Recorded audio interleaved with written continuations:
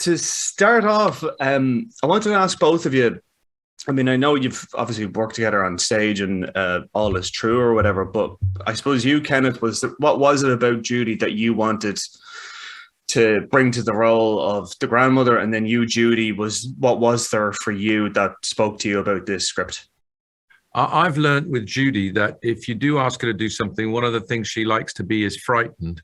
She likes something she hasn't done before, and I knew that the accent would be something that would intrigue her.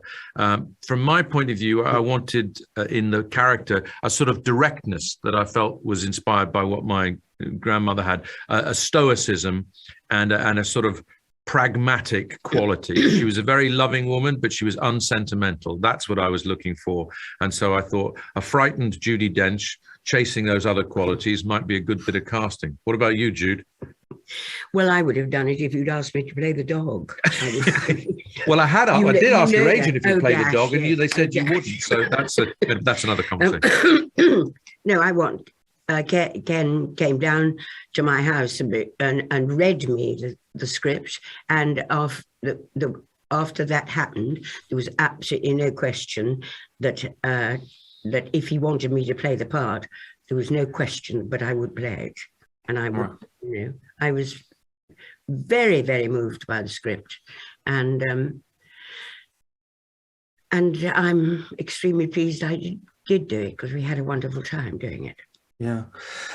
Considering that the film is kind of about a memory, and I suppose the joy and the sorrow of it, I'm wondering for both of you, is there a specific memory you have from your career? And I mean, this is, you can be as wide or as narrow as you like. Is there a memory that either one of you cling to keep you going, I suppose, during the kind of the darker moments or the low moments of a career?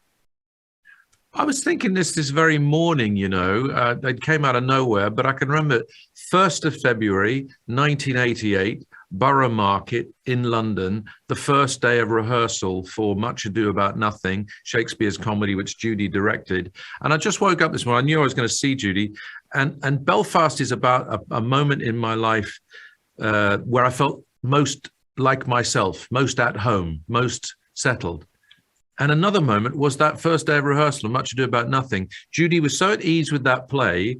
She'd been involved with casting everybody. It was a lovely company of people. We were very determined to do the work very well. And it just felt, I just had a very clear sense memory of it this morning, that it was a beautiful, happy moment of being creatively occupied with people you admired and loved.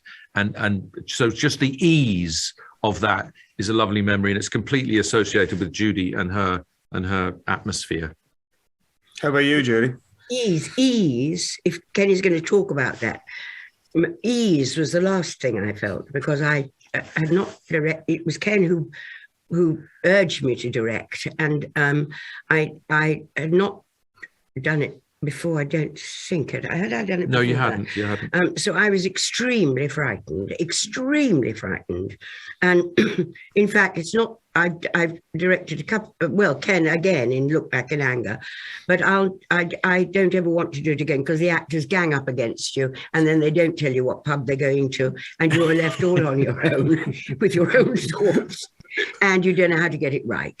That's my memory of And I suppose, I mean, does that memory kind of sustain you through the dark moment where you're thinking, I'm going to get those bastards? Well, you just have to get on with it. You decide, I'm not going to do this again. I'm not going to direct again. I'd rather be directed and told what to do. But I think also that brings out of you a fiery side. We had a moment in Belfast was where we played Look Back in Anger. That's where we opened Look Back in Anger in June of 1989. And Jude had some of those feelings about the play sailing away with the actors. But I thought that it really brought something fiery and spirited out of you, that had that amazing brain of yours looking at plays and parts for the future for you in a different way. So I don't know about sustaining you in the dark times, but sure.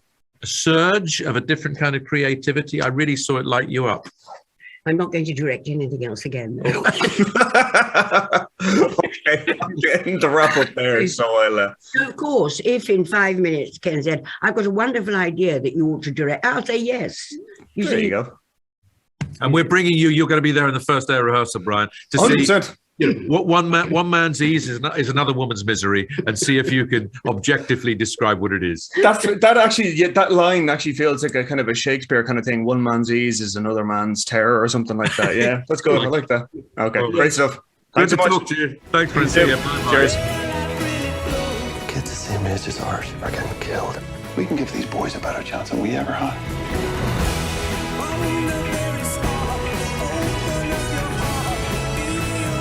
I know nothing else but Belfast.